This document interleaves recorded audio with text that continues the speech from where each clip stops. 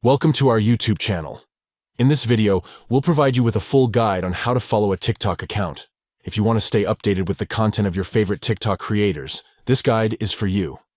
Let's dive into the step-by-step process. Step 1. Open the TikTok app on your device. Step 2. There are two ways to follow a TikTok account. First,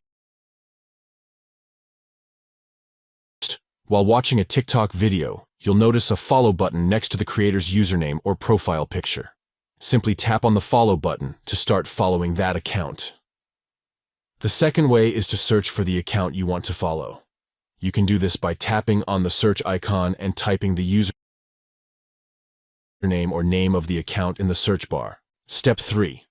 Once you have found the TikTok account you want to follow, tap on the follow button next to the account's name. By doing so, you will start following that account, and its content will appear in your TikTok feed. Following TikTok accounts allows you to stay connected with your favorite creators, discover their latest videos, and engage with their content through likes, comments, and shares.